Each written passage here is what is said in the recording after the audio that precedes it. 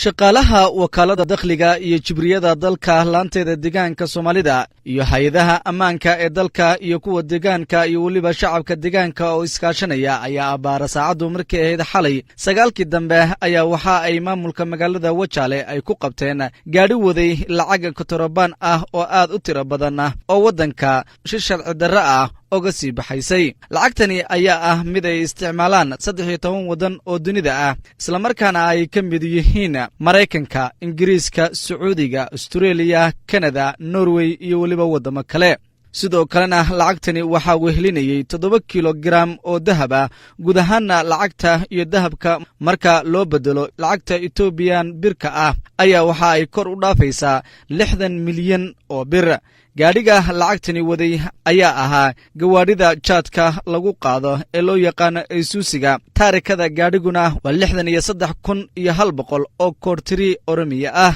haddaba Maariyo ku-xigeenka wakaalada dakhliga iyo jibriyada dalka laanteeda deegaanka Soomaalida ayaa faahfaahinaya sida ay markaasi gaadhigani ay u qabteen iyo waliba cadadka ay markaasi lacagtani ay dhantahay.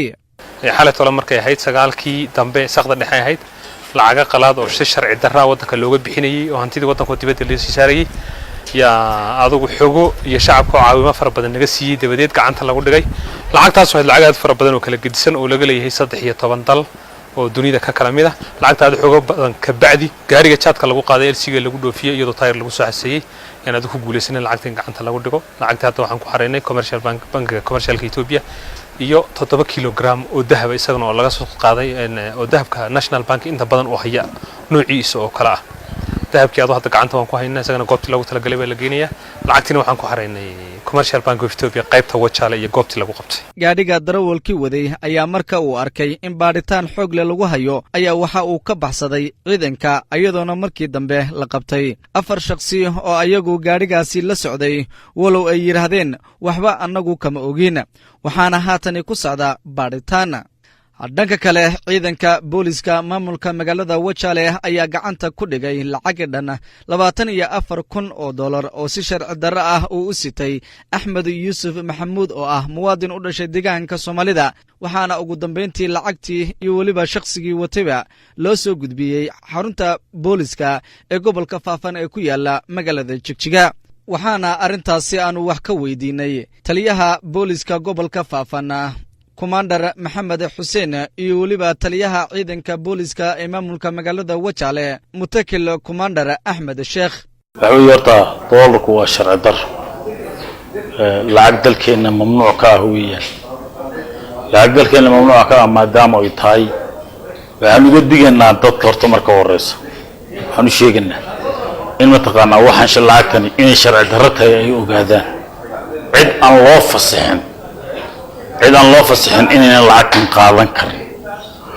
oo bulshada lafteedu ayna lacagtan iska gelin. waxaan u sheegaynaa mataqaanaa aan doolarkan iskaga bedelin oo lacagtooda ay ku haystaan lacagantooda ay ku haystaan maadaama oo loo go'an lacagtani inay dalka soo gasho si sharci darro ay ku soo gasho ama si sharci darro ay kaga baxdo. marka waa taas kulli lacagtan maadaama lacag sharci darro tahay waxa la wareegi jibriga hada jibriga la wareegi waana ku wareejinayna saasna way naga dhamaan. dadii booliskii rondada ay wareegayay ayaa waxay qabteen lacagtan 24,000 oo dollar ayay gacanta ku soo dhigeen. markii la soo qabtay waa baarnay saldhigaas sidii lagu keenay lacagtii waa tan ninkuna mutawaqahan wataa saasaan ku soo qabanay. ninkan waxa la lahaa Axmed Yuusuf Maxamuud baa la lahaa lacagtan 24,000 dollar lacagtan marka sidoo ogtahay waa lacagta dollar aan in waa sharci darro inay ka dhex dhaqaaqdo maxaan ku leeyahay Itoobiya gudiga ama deegaanka gudihiisa waa sharci darro. sidoo marka anagu iyada oo aan shaqadii rondada la wado ayaa la qabtay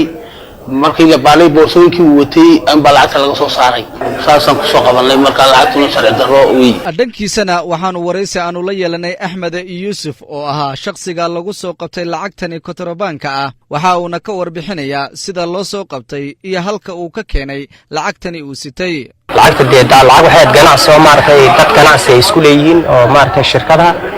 oo maartay aan xaqa Wajaale waxay kaga soo iibsadaan lacagta marka kambanigii qoladii wax kaga iibsan markaan u tagnay dollar nagu soo bedelayay qoladii doolarkan markaa ka soo bedelay gaari aad soo gelisaan asnir yay maartay unbay qoliyana qabsadeen markaan xagga kale saa ugu soo talawnay dadkan gaariga xaggan kada taagnaayo xaggan kale saa igu iman buu gaariga saadan xaggan saa ugu soo talaabay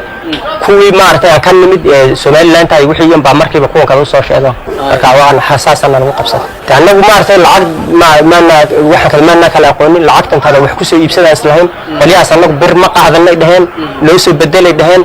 lacagtanadii wax ku soo iibsanaynin baan aragnaa ka aaminsanay imkana deey guud ahaanba lacagaha qalad ayaa ah mid kontrabaan ka ah gudaha dalkani Itoobiya waxaana loo baahan yahay in muwaadiniinta deegaanka Soomaalida ay ka foojignaadaan isla markaana ay ka taxadaraan qaadashada amaba isticmaalida lacagaha qalad ee kontrabaanka ka ah dalkani Itoobiya Lumaan Cabdi Axmed SRTV maamulka magaalada Togwajaale